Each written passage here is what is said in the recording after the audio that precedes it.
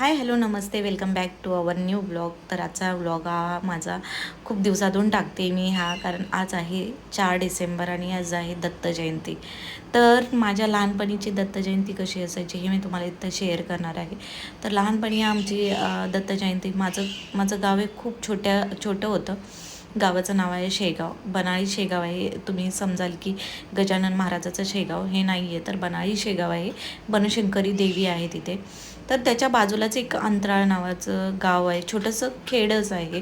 तर तिथे दत्त जयंती असायची. पण कशी असायची, आम्हाला शाळेला सुट्टी नसायची, तर आमच्या घरी खूप सारी जनावरं होते, म्हणजे म्हैस होती, गाय होती, शेळ्या होत्या. पण त्यांना चारा पहिला आम्ही आणायचो, कारण दिवसभर आई आमच्याबरोबर येणार असायची. त्यामुळे आम्ही शाळा सुटल्यानंतर सगळा चारा गोळा करायचो आणि ज्या दिवशी दत्त जयंती असायची त्या दिवशी त्या सगळ्या जनावरांना तो चारा एकत्र टाकायचो दिवसभराचा आणि आम्ही दत्त जयंतीला जायचो अंतराळ.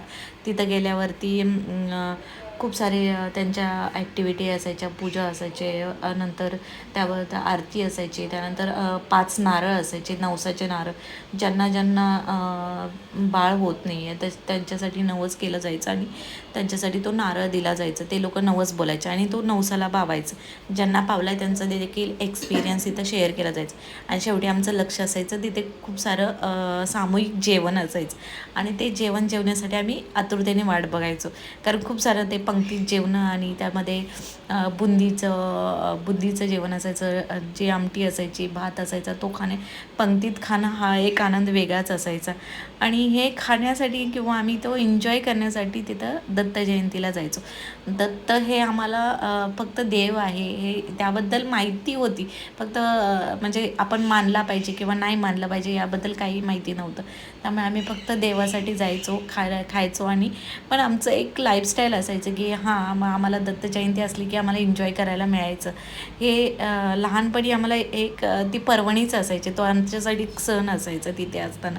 तर माझं हे गाव एक खूप छोटं, म्हणजे आम्ही वाडीवरती राहायचो. माझ्या वाडीचं नाव आहे चपराचवाडी.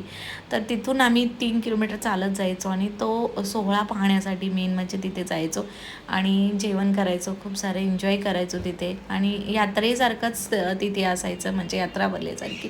आणि खूप सारे म्हणजे आमचे पाहुणे वगैरे तिथे आजूबाजूचे यायचे. मग तिथे सगळ्यांची ओळख वगैरे व्हायची. मग गाठीभेटी व्हायच्या आणि तो दिवस आम्ही सेलिब्रेट करायचो.